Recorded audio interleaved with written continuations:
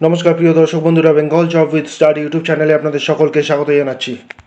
আমি সীমান্ত। আজকে আমার এই প্রতিবেদনে হট টপিক অর্থাৎ আলোচ্য বিষয় হলো একটা হট টপিক। বর্তমানে এটি ট্রেন্ডিংয়ের মধ্যে চলছে, বহু আলোচিত একটি বিষয়। সেটি কি? অবশ্যই সেটি হলো আগামী 2024 লোকসভা নির্বাচন। আগামী 2024 দেশের মানুষ, সাধারণ মানুষ প্রধানমন্ত্রী হিসাবে কাকে পাচ্ছেন তা নিয়ে বিভিন্ন মানুষ, বিভিন্ন পলিটিশিয়ান বিভিন্ন মতামত দিতে শুরু করেছে, অবশ্যই প্রেডিকশন দিতে শুরু করেছে। তবে এক্ষেত্রে বলে রাখাটা অতি প্রয়োজনীয় যে বর্তমানে বিজেপি দলে দুই স্তম্ভ। প্রথম হলো মাননীয় প্রধানমন্ত্রী নরেন্দ্র মোদী, দ্বিতীয় হলো অমিত শাহ। যেভাবে রাজনীতির ক্ষেত্রে গুটি সাজাচ্ছে তাতে কিন্তু ভীষণভাবে আতঙ্কিত বিরোধী জোট, অর্থাৎ আমি বিরোধী জোট বলতে ইন্ডি জোটের কথা বলছি। ভীষণভাবে আতঙ্কিত কিন্তু এই ইন্ডি জোট, অর্থাৎ কার ভয়ে আতঙ্কিত? আবারও বলছি, দুই স্তম্ভ প্রধানমন্ত্রী নরেন্দ্র মোদী এবং দুই হলো অমিত শাহ। কারণ অতীতের ইতিহাস বলছে 2014 সালের পর থেকে এই জুটি রাজনীতির ক্ষেত্রে ভয়ঙ্কর প্রমাণিত হয়েছে। যেভাবে একটার পর একটা জায়গায় জয়লাভ করে আসছে, এবং জাস্ট কিছুদিন আগে রাজস্থান, মধ্যপ্রদেশ, ছত্তিশগড়ে রেজাল্ট আপনারা সকলেই দেখলেন। মুখ্যমন্ত্রীর নামও, নতুন মুখ্যমন্ত্রীর নামও ঘোষণা হয়ে গেছে ইতিমধ্যে। এই তিন রাজ্যে গেরুয়া জ্বর কিন্তু আতঙ্কের মধ্যে ফেলেছে এই ইন্ডি জোটের। অতএব এই ইন্ডি জোটের পিণ্ডি কি ঘটতে চলেছে?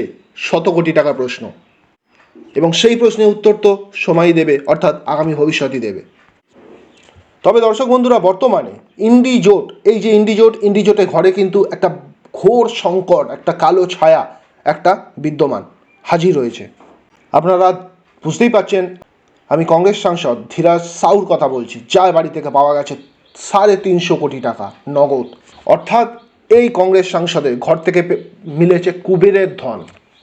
এবং যেমনটা খবর পাওয়া যাচ্ছে, এই মুখ পোড়ার পর এখন সাংসদের থেকে হাত কিন্তু সরিয়ে ফেলছে কংগ্রেস, যেমনটা জানা যাচ্ছে।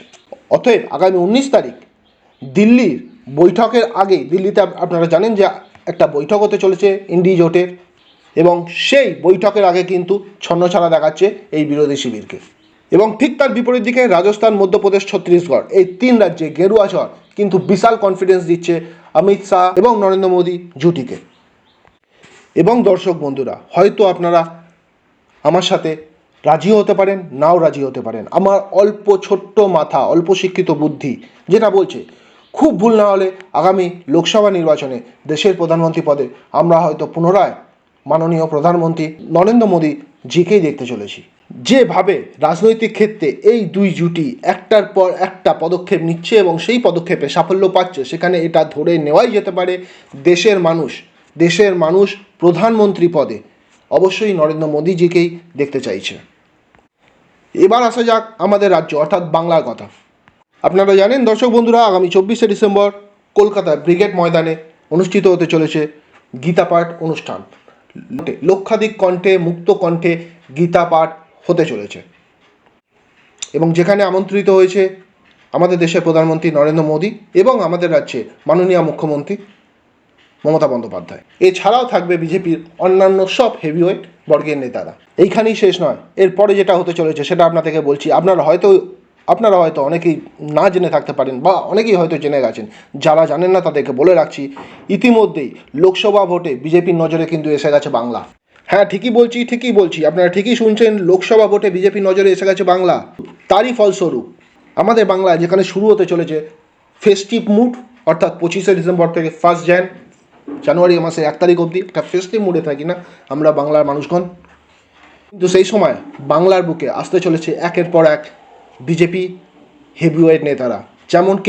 যেমন আপনাদের বলে দিচ্ছি, জেপি নাড্ডা থেকে শুরু করে অমিত শাহজি। হ্যাঁ, অমিত শাহজি এই যে অনুষ্ঠান করে গেল, আবার কিন্তু আসতে চলেছে আগামী 24শে ডিসেম্বরের পরে, সূত্র মারফত যেটা আমরা জানতে পেরেছি। এবং আগামী লোকসভা নির্বাচনে বাংলার 42টি আসনের মধ্যে 30 থেকে 35টি আসন কিন্তু পাখির চোখ করে বসেছে বিজেপি। আর সেই উদ্দেশ্যেই যখন আমাদের রাজ্যে একের পর এক বিজেপির প্রথম বর্গের সারির নেতারা আসতে চলেছে, ঠিক দেশের এবং রাজ্যের আনাচে কানাচে শুরু হতে চলেছে বিজেপির কিন্তু অ্যাক্টিভিটিস, অর্থাৎ কার্যপ্রক্রিয়া। নতুন কর্মসূচি পালিত হতে চলেছে এবং সেটা আগামী লোকসভা নির্বাচনকে কেন্দ্র করেই। তাহলে দর্শক বন্ধুরা, যেটা বলছি, দেশের প্রধানমন্ত্রী প্রায় নিশ্চিত। আবারও আমরা দেখতে চলেছি হয়তো এটা পলিটিক্সে কোনো কিছুই ফিক্স না, স্থির নয়। 99% হ্যাঁ, 1% না।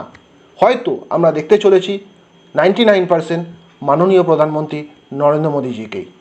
কিন্তু আমাদের রাজ্যে বাংলার মসনদে কে বসতে চলে? বর্তমান শাসক দল অর্থাৎ তৃণমূল কংগ্রেস, না সেই আসনে পরিবর্তন হতে চলেছে? কি বলছেন আপনারা উত্তর দেবেন। হ্যাঁ, যদি আপনাদের কিছু বলবার থাকে অবশ্যই কিন্তু আমাদের ভিডিও কমেন্ট সেকশনে জানাবেন। আর এরকমই ভিডিও আপডেট পাওয়ার জন্য চ্যানেল সাবস্ক্রাইব করতে পারেন। সকলে আপনারা ভালো থাকবেন এবং সুস্থ থাকবেন। নমস্কার।